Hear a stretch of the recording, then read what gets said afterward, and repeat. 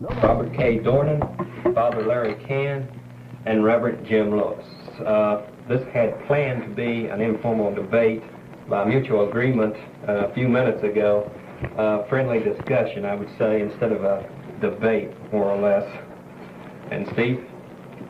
Okay, thank you, Randy. Of course, I think everyone in our audience knows what we're here to discuss today. We do have a controversial set of English textbooks in the Kanawha County schools. We have members here both for and against keeping those books in our schools. The impact of the textbook controversy, of course, is far and wide. It has effect not only on the students, children of Kanawha County, but the parents as far as labor, commerce, and industry is concerned. And also, we have had violence either directly or indirectly connected with this book protest. So this afternoon, in the interest of an informal discussion, we're going to just sort of let both sides throw the ball back and forth. And we're going to begin. Mrs. Moore won a coin toss, before we went on the air when we thought we were going to do a debate. I'm confused, in case you can't tell. We're not doing a debate, we're doing a discussion. But Mrs. Moore won the coin toss for the debate, so we're going to let her start by telling... No, we're going to let the opposition start by telling why they are in favor of keeping those books in Kanawha County schools. Kick off. If you haven't gathered this by now, you will shortly know that there's a lot of confusion at this moment who's the opposition and who are the protagonists.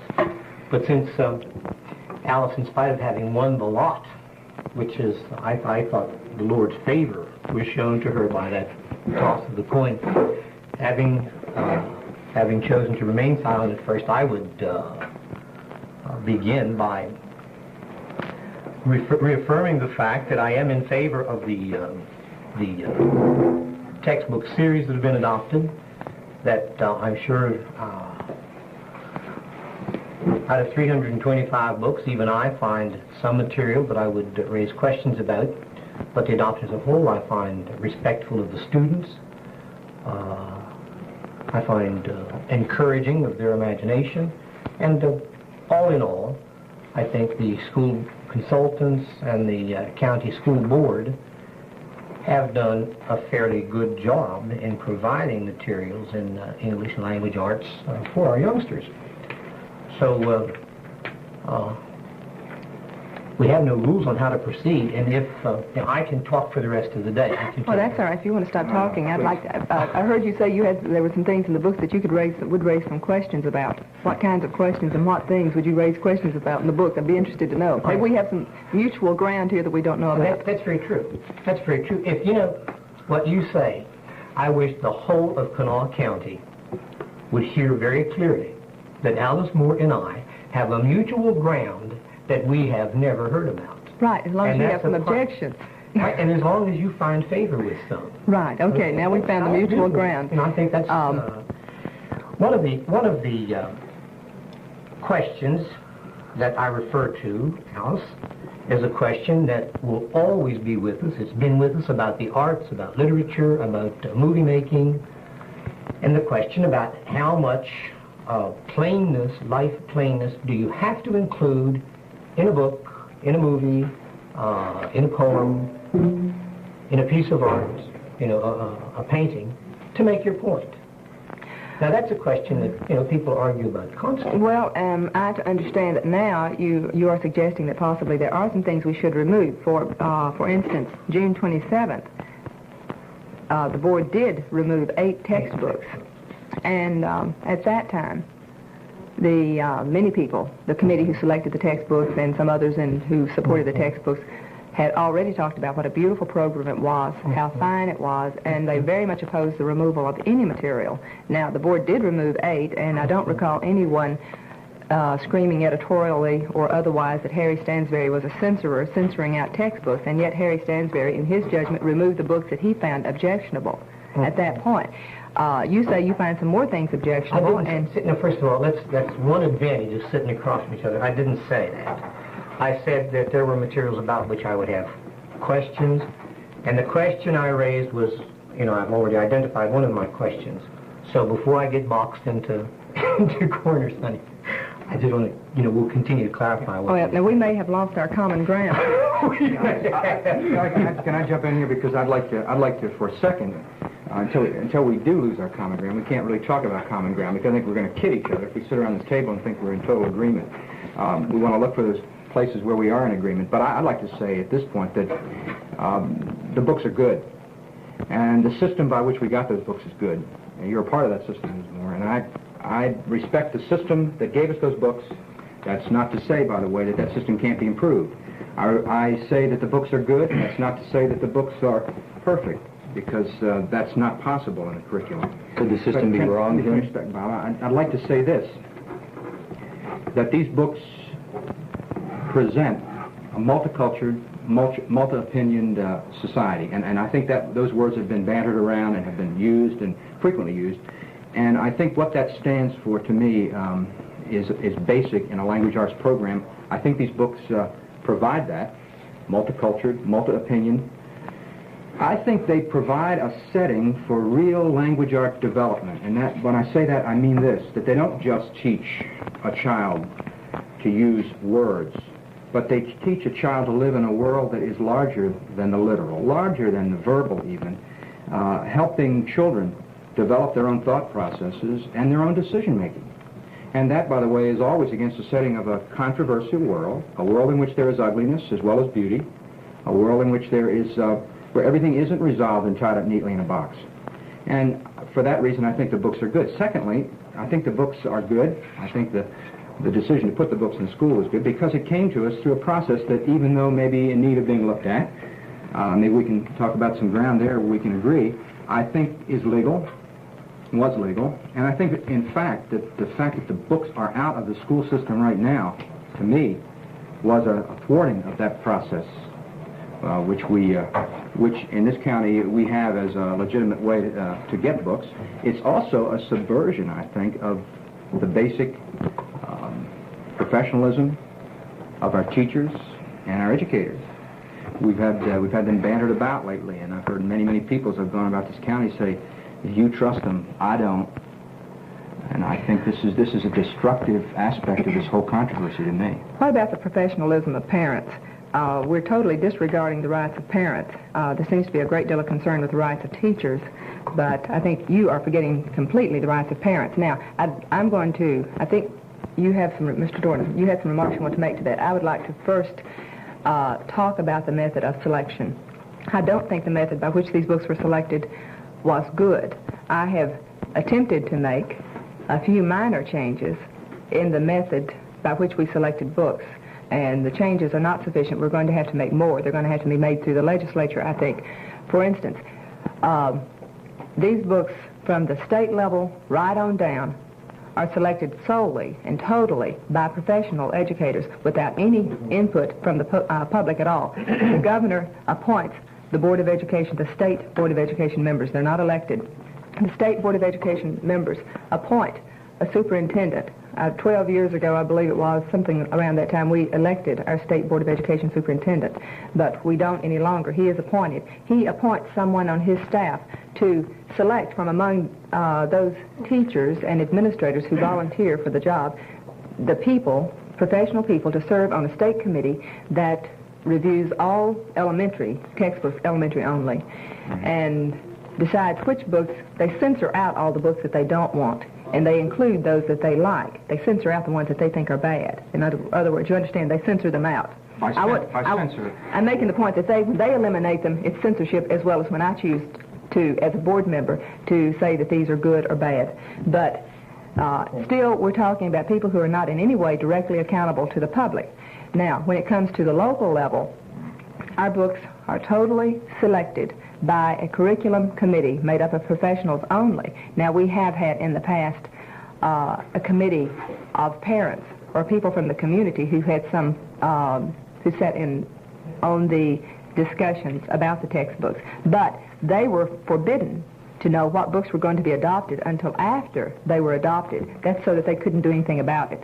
have any effect on the changes or the determination of what was going to be adopted. At this point, I think we By the Board of Education. By board policy, they were not permitted to know what books were going to be adopted until after they were adopted. It is a very different thing to say. Wait a minute. Let me complete. Sorry. I'm not through. Okay. In fact, But the Board of Education members, when I went on the board, we were not even permitted to know what books were going to be adopted until we were prepared to adopt them. Now, that's how much choice we had, and yet the legislature puts it into the hands of boards, and parents think they have something to do with their children's education through the election of board members, when, in fact, they had nothing or very little to do with their children's education at all, because our board members totally voluntarily, on their own, had for years permitted textbooks to be selected, kept secret from them, kept secret from the so-called Citizens Committee that sat in on that discussion, and then they adopted the books, no questions asked, that were presented to them. Now, that's why we are having all the controversy now, because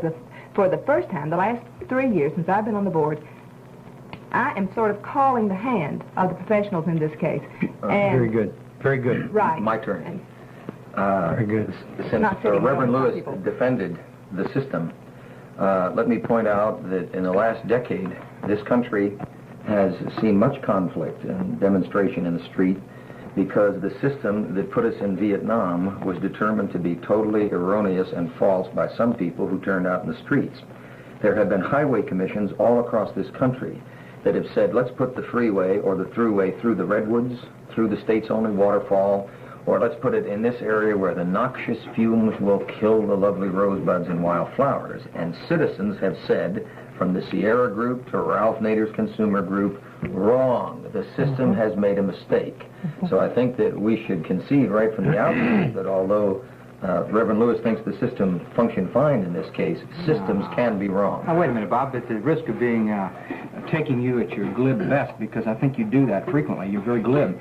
Let me say Is that a pejorative adjective for articulate? Oh, I better get my dictionary out here now. You're getting heavy on me. Not that heavy. Not. I saying- went through the old school system, Okay, so I'm it saying must that- have hurt me somehow. I'm saying this because, and I'm saying this from a perspective of one who stood with civil rights people. I suspected that you did. I suspect Father did You gonna let me too. finish? Why do you You gonna let me finish? Oh, go ahead. That's why the shoe's on the other foot. Yeah. Let me finish, and then we'll, we can. I'll let you speak. Now you gonna let me speak? Okay. I stood in sympathy with much of the civil rights situation in terms of the Vietnam War, the same way. But I've always approached civil disobedience in this fashion, that for a man to challenge the law, or for a community to challenge the law, they must be ready not only to challenge it, but to do it from within, and to be ready to stand under the law that they challenge. And I think the best civil rights challenge that I knew was not those challenges that were from the outside and were destructive and violent and were breaking law and not being punished. But, by the way, the best civil rights protest was done by people who were willing to stand up, and I'm not against people standing up and being counted. That's what this country's all about. But I am for them, when they stand up, they then must be ready to stand under the law and look for further adjudication. And I'm saying this. And maybe go to jail, like Reverend King did. That's right. That's right. Finally. And I'm saying this, that 30 days ago, or roughly 30 days ago, when the books were taken out of the school, it was done under manipulative pressure, when the law was not being enforced, and tremendous pressure was brought to bear. And I say at that time that that those who were violating the law were not being given the dignity of civil disobedience at its best. And I mean by that, they weren't allowed to carry it to the next process legally in this country, to the next higher court. Well, that's very fair of you, because I think because if you do look at this editorial that you had in your papers a few weeks ago about the shoe now being on the other foot, let's kind of look at it from the perspective of someone who was morally committed against the war in Vietnam. If all three networks in a given middle community, and West Virginia is a large community in this area, it's called in media the Charleston Huntington Media, and it's the 33rd largest community in America. And there are 20 states smaller than West Virginia. So West Virginia is not what New York looks down its nose at, some small backwater state. All right. Now, wait, who said it's a small backwater state? Oh, I've seen those editorials. Undereducated people, backwoods creekers, fundamentalists. Let me tell you something about... Right, let me tell you something about that word fundamentalist. When I read that word fundamentalist, whether it's in a New York Wall Street Journal editorial or Newsweek magazine or Time, you know how that translates to me in Los Angeles? Christian, period. That's all it means. Because, and I wouldn't take that away from you as a priest or you as an Episcopalian minister, and all these little pejorative, snide, little ugly remarks about self-ordained people. I don't know who ordained John the Baptist. Who around here at this table is No, none of you guys, but you know this is on the paper. Now, let me come back to the point I'm going to make. Suppose you have someone, and let's face it, the way a Christian is supposed to operate is to give a little empathy for the other side and see what really is bothering them. Suppose you were on the other side and all 3 TV stations editorialized against you and were very selective in their editing when they present the stories, particularly on a Cronkite show last night. Now suppose, which you know is going nationally, and the Creekers know it's going nationally. Now suppose both papers... The Creekers. And in this city, you've got the same situation as most American cities, down to just a morning and an afternoon paper, both in the same building, using the same printing presses, and one is supposed to be conservative, but from the editorials I've seen, where they say the books are sound and great, as the paper said yesterday evening, both papers editorializing against your position. You look at most of the radio shows, and they're either like one show I was on this morning where they're totally objective, didn't say anything either way, or they also editorialize against the anti-textbook. You were on a totally objective show this morning? No. One of the stations. Oh, I thought you said you did. I wanted to say what the general manager. The general manager walked out and said, "We have not editorialized," and I took him at his word. Okay. So what you have is a total media situation of a viewpoint not really expressed, and the people say, hey, the media is aligned against this. Now that's the way the Vietnam War was in its early days against those protesters. Then comes some civil disobedience with heavy-handed injunctions, which we saw against Dr. Martin Luther King in the South in the early days, and all of a sudden you see a man shooting wildly into a crowd, taken down, arrested, arraigned, and released without spending a night in jail, and a minister who is protesting in front of a bus stand, he's suddenly thrown in jail for 90 days under contempt of court by an injunction and no bail. Now that legal process, although we may understand the legal ramifications, looks very rough and heavy-handed to these people. So the frustration factor that brought me here, and I have found it wonderful that I was not called an outsider and was accepted, and by both sides I might add, because I think your side is desperate to have the kind of discussion we're having now, to really look at the objections and to try to talk this thing so there is no more gelignite or dynamite or bombings or so forth. But I think that you've got to understand with some empathy, deeper than sympathy, the frustration of this other side now. A person calls the house this morning, and I'll finish on this, and she says with her bad grammar, the reason that schoolhouses are being blown apart, which we all hate, is because I can't go on television because I know my grammar are bad. And she said, I'm not going to go up there and be humiliated, but I want my children to speak proper grammar. And I don't want textbooks saying that there's nothing wrong with bad grammar. And now that's just a fascinating point on the grammar alone. So you have people that feel self-conscious about being on the tube, and you have an education that gives you no accent, Reverend Lewis, and yet you admitted you were nervous here yesterday, getting used to the media. So these people are very uptight about expressing their viewpoint. It's unfair. Well, you know, I was with you pretty much till the end. We've had, I think that we have people in this community on both sides of this particular discussion who have been able to articulate, and I'm not saying you're not welcome. I said this very clearly the other day on the same station, that I even, I even took issue with a friend. I welcome you. I've gone to other communities myself when I felt that my convictions took me to that. But I welcome you as an interested person. I really, really, really, for your sake and for Alice's and for mine, wish that you would not come on the basis that the people here have no power of articulation, especially in public. I really find that both bothersome. of your newspapers have told me that. Well, you've already... I'm not talking about both the newspapers.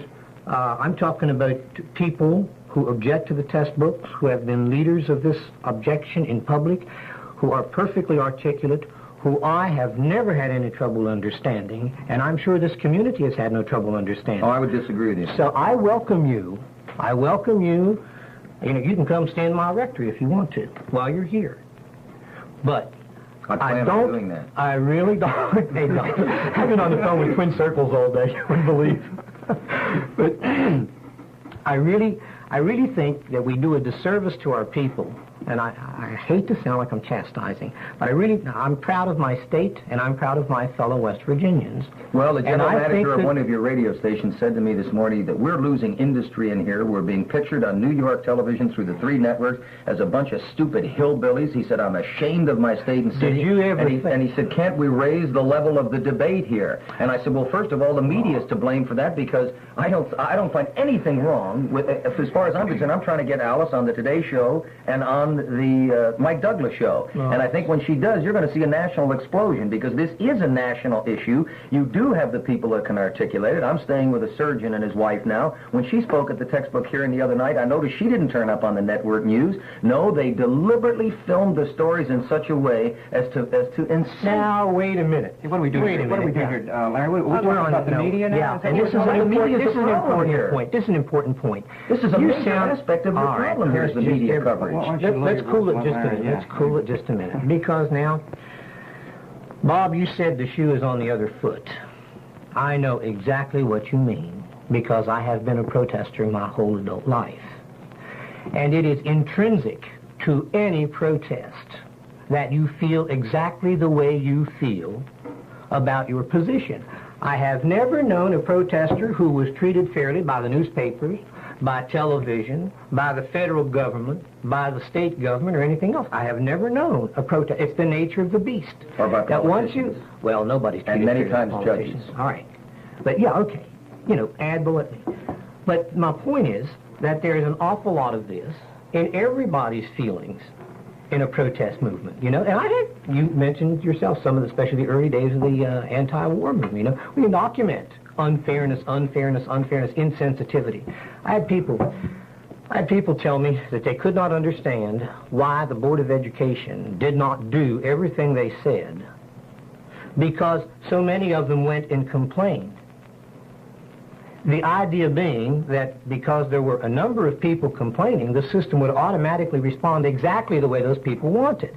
500,000 people went to Washington and complained about the war. And the one man who could do anything about it at the time watched the football game, you know? There's one thing for certain. The national news media came around to seeing things their way. And let's take the Charleston Gazette specifically, if I may, and I already have. Okay. I can recall an editorial in the Charleston Gazette defending the violence in Washington, D.C. when rioters were breaking into stores, stealing televisions and couches, and the National Guard stood there with unloaded guns, and these people walked out with everything they could pick up and carry with them, and the Charleston Gazette defended them. Now, here locally, in our situation, we have the papers all across the country are still attributing to the protesters 2 shootings. To my knowledge, no protester has yet had a gun in his hand.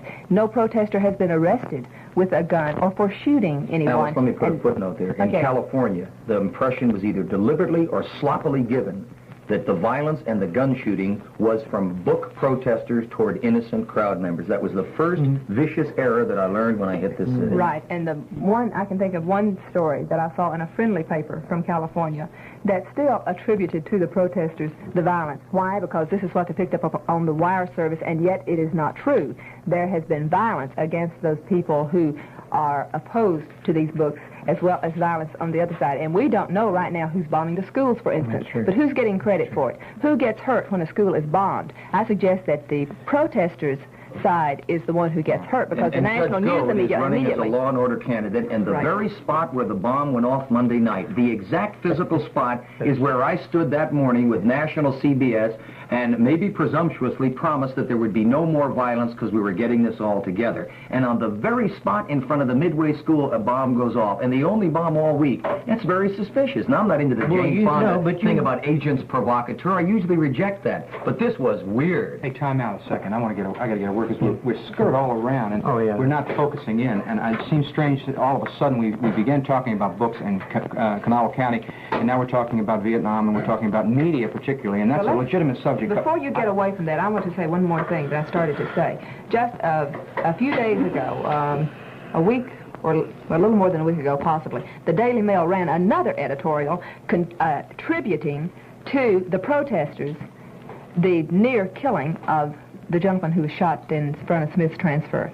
The protesters were not responsible. The man who was responsible had just completed placing an ad in the paper in support of the textbooks, signed by his name. The ad had to be canceled. The organization which he helped to form, the organization defending the books and promoting the books, then immediately changed their name to disassociate themselves with him. And the news media... Wait a minute. You don't know. But the news media has deliberately... I'm not through. The news media has deliberately left the impression that the protesters were responsible for that, and the Daily Mail ran an editorial a little over a week ago saying just that. Okay, the debate has now changed. We're not discussing textbooks any longer. We're discussing the media, and we're talking about national conspiracies, and we're talking about all kinds of things. But we're also talking about a very inaccurate... California being illustrative of what's going on in West Virginia. No, I didn't mention anything in California. I mentioned national news coverage and what happens by the time it gets out to the coast in California. Mr. Doran, you didn't mention just a second ago that in California this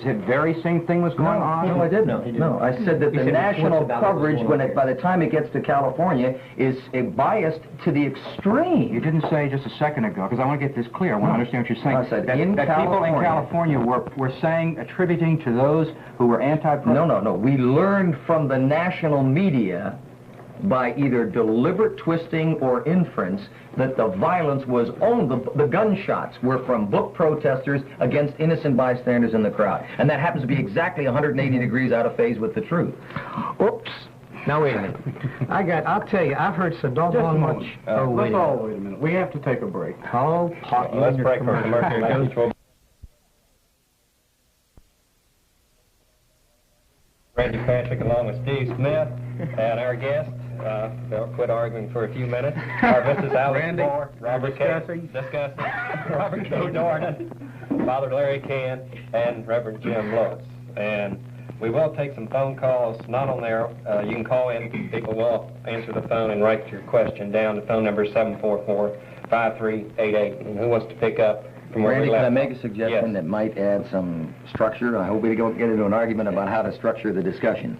But there are several issues. A question here. Now, Father just said to Alice, did you ever think that all the editorials went against you because you don't have that much of a point? I can assure you from talking to people in the state capitol today, from the museum up to the governor's office, secretaries who are ashamed of all the violence, but they want to hear this discussed deeply, and people in New York and in California and all over this country are interested. Okay, here's what I'd like to do. Number one, you cannot, I don't think, discuss college books or high school books or primary grade school books all in the same sentences. Because just as we don't give a kid in the first grade Hamlet to read... All right. I'll promise, this is Jim Lewis. I think we're supposed to identify ourselves. Maybe only you and I'm Jim Lewis, and I'm going to say this to you. If you want to adopt that rule, then let's have you adopt the rule that says that stays away from statements like you've made in this community that all the books stink. Yeah, well, I do think that's not very Bob, if we're going to make a distinction between elementary books and supplementary, which I'm willing to do, let's you make a distinction, and that is you stay away from trigger words, and you don't like trigger words, that the books stink. Okay. That's a trigger word. Yeah, if that is what the stories would refer to as realistic language or street language, although I recall using that probably before I was even in the first grade, you stinking guy or something, that I'll use a different word. At the grade school level, the Heath series is putrid. At the high school level, the supplementary books are putrid. As far as grammar and teaching basics, which is an American nationwide issue now, of why at Cal Berkeley, 90% of the incoming English class, it was just announced nationally over network radio and TV, bonehead English. So the school system's failing in reading, writing, and arithmetic. That's an issue here. Now there's three issues. Okay, primary books, high school books, and the fact that our school system is failing. I got to ask one favor. May I ask one favor? I think we're all adults, and we all read, and we all watch television. I don't think that we have to be reminded that every one of these issues is brought to us by national television, by national magazines, and everything. If we can probably short-circuit some of our confusion. Father, you just said there's no other side. No, the points aren't valid. They are valid. There are two sides to this story. That's a very prideful statement to make. Alice, have you ever thought that you don't have a position? That there isn't any validity make my own statements? If you would mind your own business, I'll make my own statements to Alice. I just heard what you said. That's right, and I will say what... That's right, and that was said during the break to Alice in a private discussion, And I think it's grossly improper for you to quote that. No, I didn't say anything at the time. Now, hush up. No, Father. Hush Well, up. let me warn you something then for all the future breaks. After 8 years of hosting radio and TV shows, I made it clear to my guests that there's nothing discussed in the breaks that's sacrosanct. Okay. Well, now, okay, so let's go by those grounds. You're an expert on national TV and debate, okay. Will you stop the ad hominem attack? Yeah. Do you understand that Latin expression, Jim? Yeah. Really, stop it, Don't Jim. talk down to me, Bob. Jim, I'm not talking down to you. I expect you to know what ad hominem means. Stop the personal attack. You are concerned. It's ugly and it's divisive. I'm not going to do it to you. Alice, I I'm think not you going and to I say you should sit leave. here in your turtleneck sweater and your wonderful leather-thonged cross and all that. Knock off the ad hominem crap. Come on. You realize- Let's talk intelligent issues here. Can I address myself that? Sure. Let's just take a good look at what you just did What? with the turtleneck sweater. And Did you just say get on a soapbox to me? No, I'm saying to you. You can't take what some is of it- your own what ad is it- hominem What is it you're doing medicine, to me? meaning to the man in Latin personal attacks? Knock it off. You're Father hasn't done it yet. overwhelming me with all your... I won't, hopefully. I don't think... Now, wait a minute. I have written... You know the first words I wrote down here on my paper, my little notes, I have Muhammad Ali, George Foreman, Zaire. Now, the reason I wrote that down was because I have been challenged to a debate. A guy named Bob Doran on the radio, you know him? Challenged me to a debate.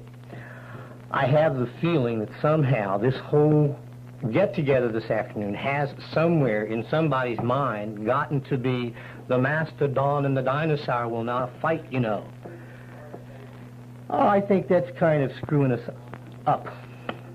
You know, I think we're not paying, at this point, too much attention to what we're supposed to be talking about. I think that we're all a little hot. I am. I did kind of resent you saying that, although it was no big deal. Saying what, Father? You know, quoting me what I had said to Alice, because I was going to say it in my own way later on. But like I said, it was no big deal. I think... Well, I think you really feel that way. Okay. There is no other position. Okay. And that is your man. Man, Let's talk will you books just, and, will you the just, situation. wait a minute now. Let me finish pouring cold water on this thing. Because I think you guys, everybody's getting a little hot. And I don't think that's helping anything. I'm going to take Alice out of here if you keep this up. You know? We'll go talk on another stage. I'm trying to save you. Anyhow, let's get back to, let's let things go for a second. I would like to get back to something that Alice said in the beginning, because I think it's a part of what causes problems, at least to me, in understanding what we're talking about, you know? Two things. First of all, you said that after that fellow got in trouble for shooting at the Smith transfer, the UPS actually, was where the Knoll was involved. It wasn't the Smith transfer, it was UPS. And you said that the organization that he was going to establish had to changed its name to avoid the association with him. With which he was affiliated. That's right. Now, Alice, I was at the initial meeting of the steering committee of that organization, and the name was adopted for totally other reasons than the one you state. Now, I think it's important. It's a small matter, but to me, it has to do with how accurate are we going to be. You know, it sounds kind of... It's extremely accurate in All this right. case. I'll quote my sources and you quote yours. Mr. Elmer Fike, at my suggestion, called Mrs. Lee Platt and asked her if it were not true that this man had been associated with them. She agreed that he had been, and then she did agree that they changed the name because they didn't particularly like this association. This came to me from Mr. Fike, who had called Mrs. Platt. All right, first of all... And Mr. Platt, of course, heads up the organization. Of course Okay, he is. now I I'm appreciate- not criticizing the action. I am simply pointing out that we're getting blamed for something for Okay. which we were not responsible. Okay, now that's wait, let me perfect. finish this point. All right. I do not, because of the man who did the shooting, I don't say, oh, you're for the books, then you're automatically for shooting protesters. On the other hand, I resent the implication that, oh, you are against the books, then you're out blowing up schools. Okay, now let me... All right, we'll consider that moot then at this point. You said, and I really want clarifications here, because let's go back to our talk about the system and the process whereby decisions are made. I think this is the greatest facet of our society that's endangered right now. And this is sure not off the subject, by the way. Oh, no, I'm just trying to get back on the subject. Alice said in the beginning that the board was not permitted to know what books were being considered until the selection had been made. Now, Wait a minute, would you repeat that? You said that the Board of Education was not permitted to know what books were being considered before a selection was made. I said when I went on the board and I insisted on a change, and I had the help of Russell Worley, who was on the board at that time, and he had a friend who served on the textbook committee who brought it to the attention of the public that the textbook committee was nothing but a showcase committee, forbidden to even know what books were going to be adopted until after it was adopted. I didn't say that's the way it is done now. I said this is the old practice. It's hard to change old practices. Then the practices have been changed, and then these due things... to the action of certain board members, Mr. Worley and myself, over the shocked hesitancy of the members of the administration, who just couldn't believe that board members would actually insist upon knowing what books were to be adopted before they adopted them. Okay. When you said that the board was not permitted, I want to get back to this. There's another thing that has to do with, clarity of communication. Your clear implication was that these things were all kept secret. You even used the word secret. They were. Now, if you have helped to open this system, but not okay, but I want to congratulate you for that, and I hear a lot of good things about you for that reason, for other reasons, She's made it a national issue. Well, okay. Here again, I would like to, at this point, I would like to see a decent resolution to the problem in Kanawha County. I have, for 22 years, been involved in a variety of areas of public interest on a national level. I don't feel at this time that we have to save the nation. I think we have, first of all, to come to some reasonable solution to our problem in Kanawha County. National issues along these lines existed before and will exist after our thing here, and I really feel that we only obfuscate matters by, by trying to deal with this or refer to it in its national or cosmic dimensions. School board laws, for instance, vary. Father, can I interrupt you for just a second? Sure. Isn't this a really deep battle over value systems? Over whether or not we are living in a God-centered society and nation or a man-centered, secular humanist concept? No, sir, Robert, aren't these textbooks written by secular humanists?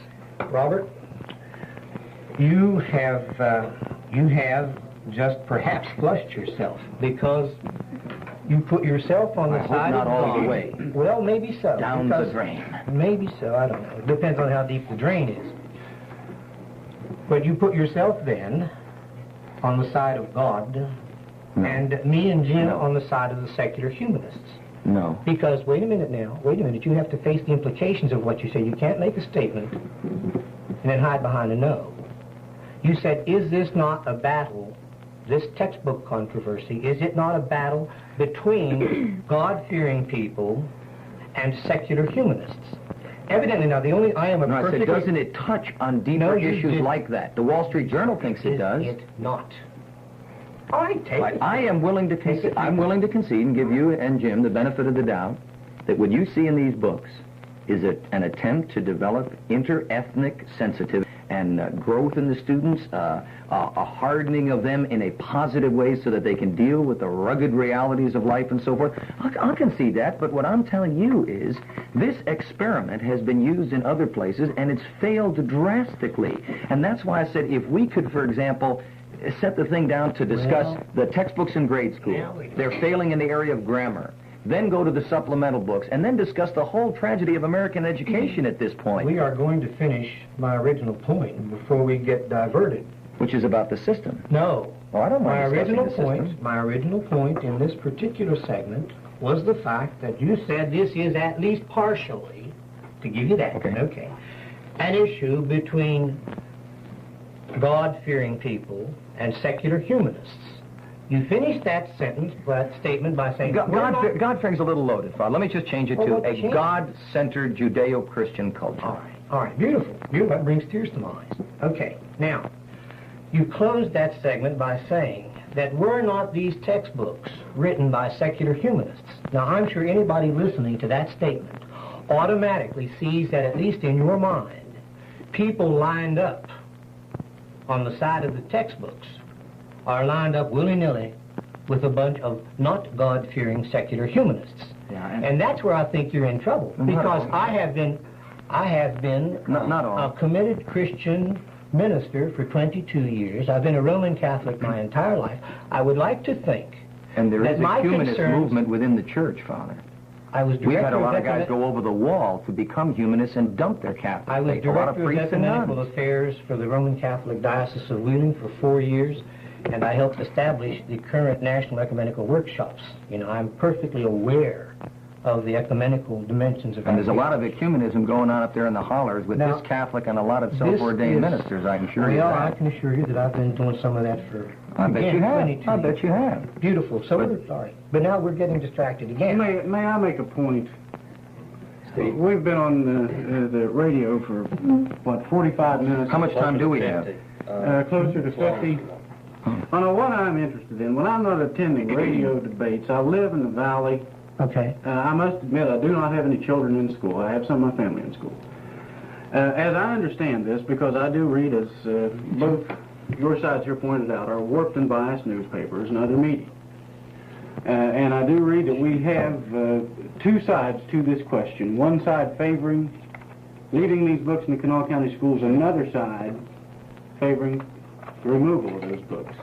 Now, please, let us discuss the removal or the leaving of those books in on their merits, please. Steve, and let's start on this point. How is it that your papers, which must go into homes, and thereby, by only their own good taste, print papers that respect certain family values, how is it that they reject printing some of the material in the textbooks, that there are certain passages we cannot read on this radio station controlled by the FCC and that we couldn't mention on the Mike Douglas show? There we go. How is it that those rules do not apply to textbooks in grade school? Taking it over into another ballpark. Here you It go. isn't another ballpark. That's, you don't want to know something? Ladies and gentlemen, should I say ladies and gentlemen, we must do this. This is the only answer. We must discuss these books on their merits. All right. All right, can I begin with something really obnoxious that I've heard no one else mention in this valley and that I came across looking at one of the textbooks? Now, as far as saying things on a radio station, please feel free to say whatever you want to say. Anybody. Okay, now,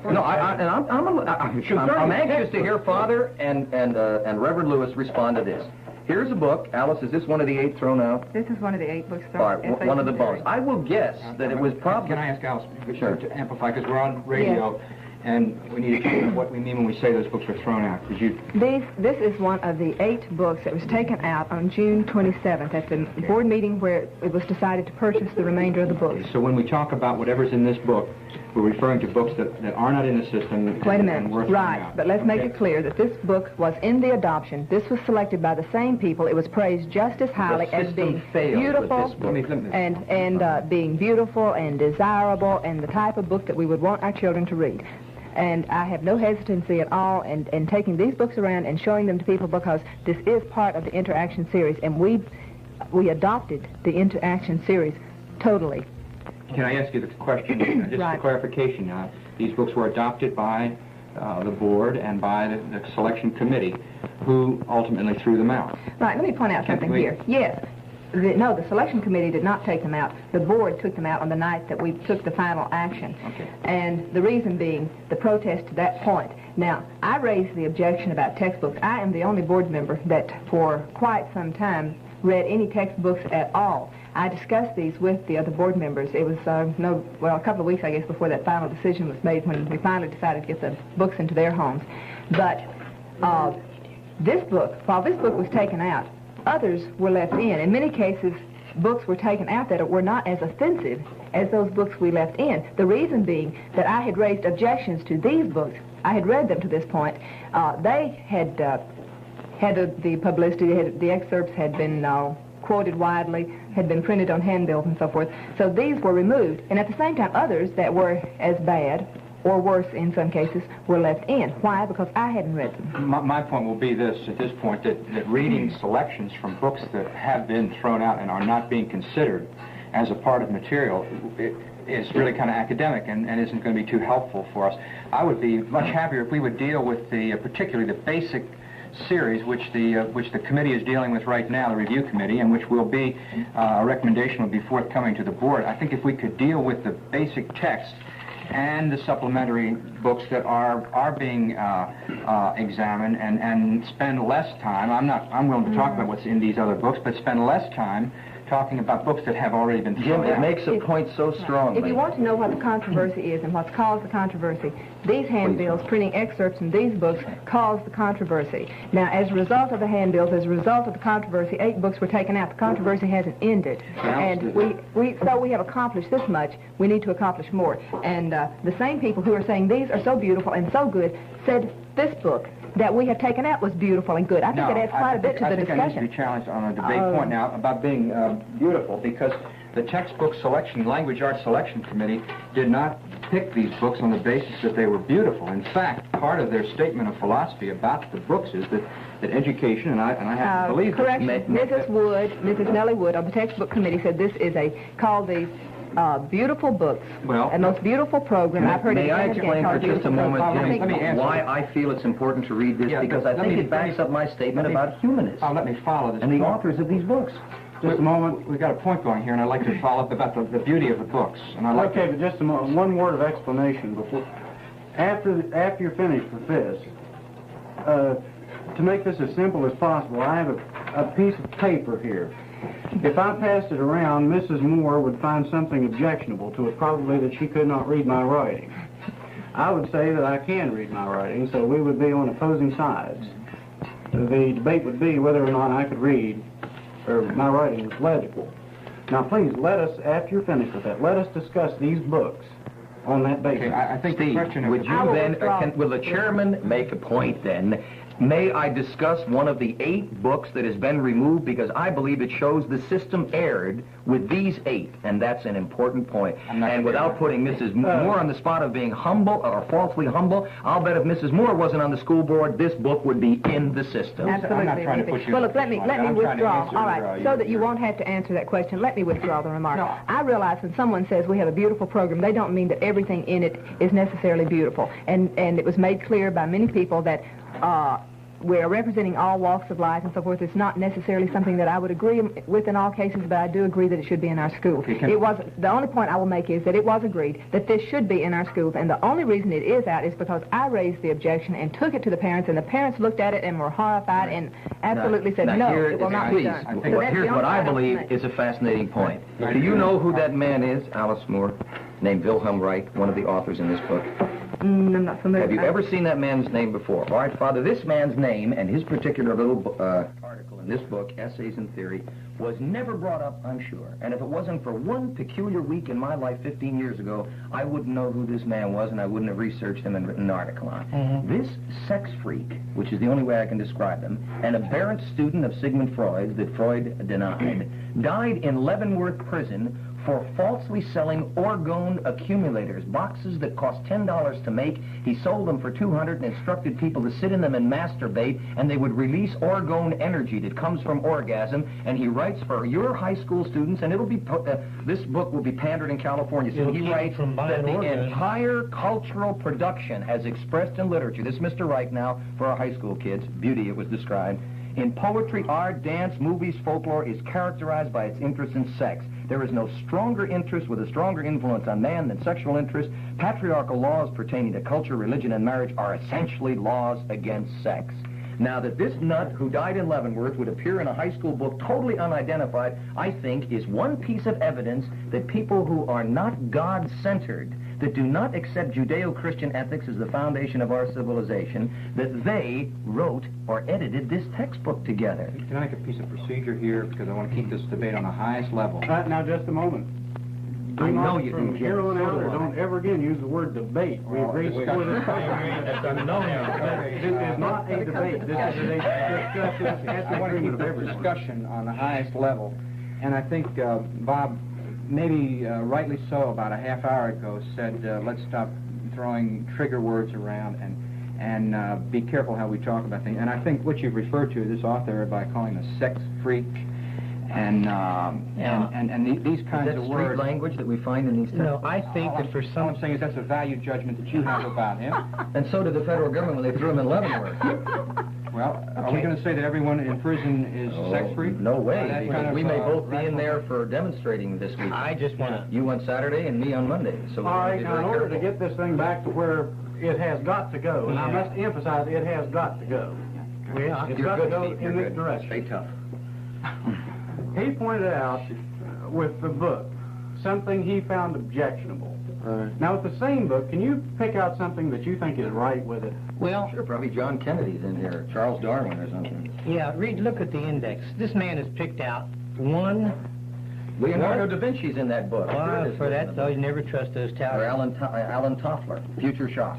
Well, all four of my grandparents came from Italy, for God's sake. I'm just being friendly. Okay.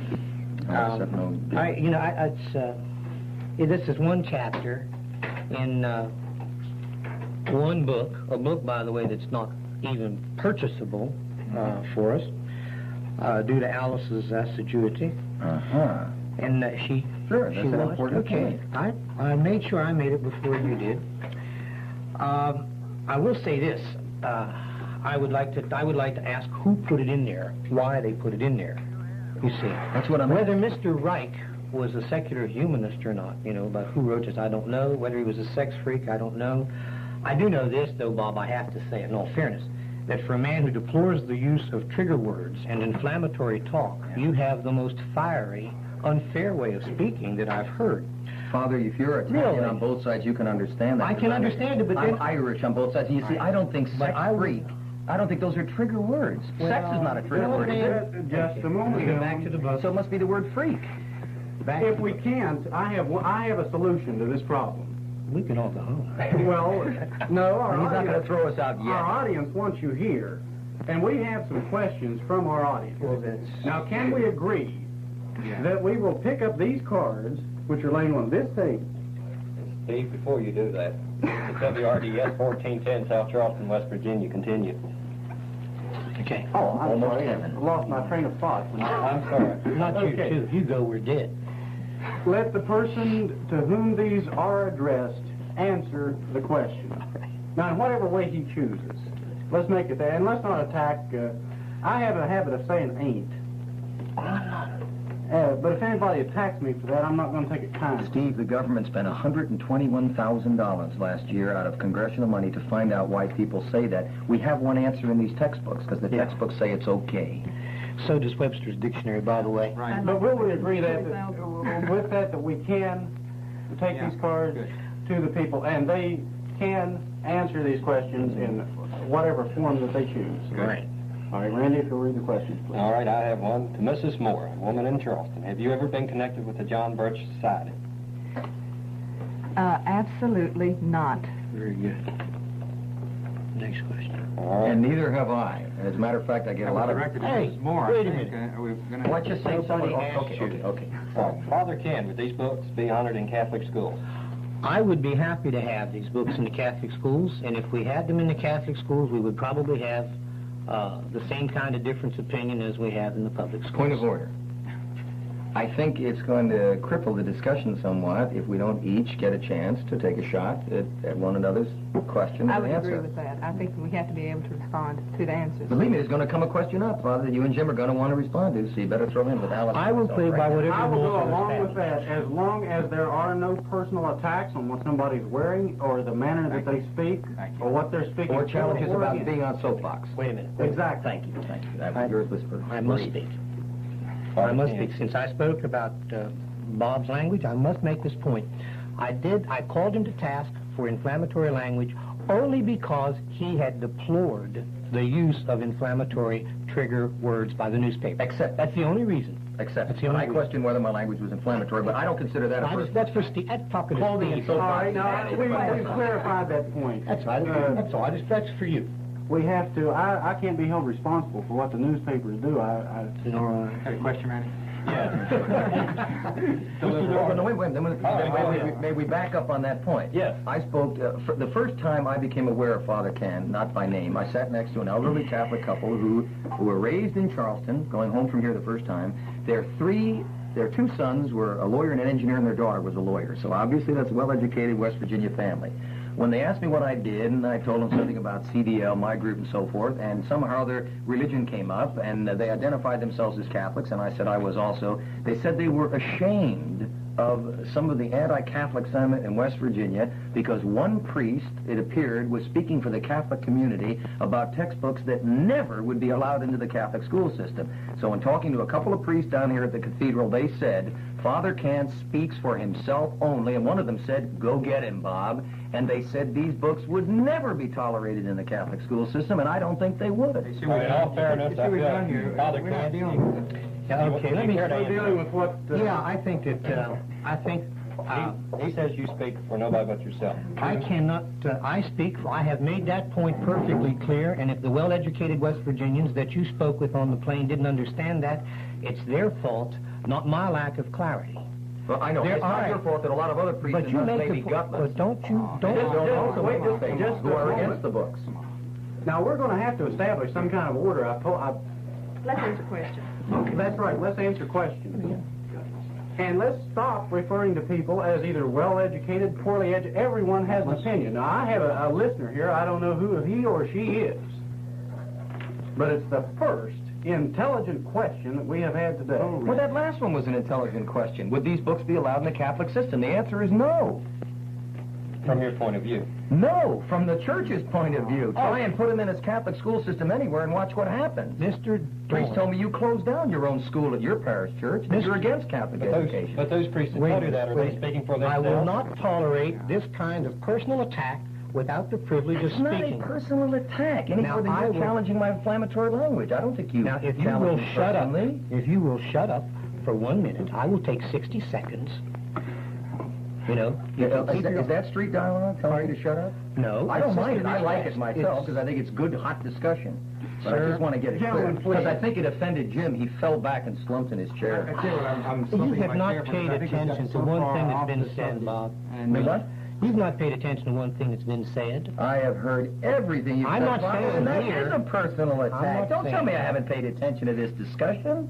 Now you have finally faulted yourself with an odd hominem attack. Knock it off. This is Gentlemen, weird please. discussion. This is something that you can settle. I don't know whether we have an alley out back of this radio station or not. But if we do, you can settle it Father out has there a ring after. with peace on it. But If it's you give over with that, with. it would be back. We have valuable time, people time, going to waste. All right. Now let me ask Mrs. Moore a question. What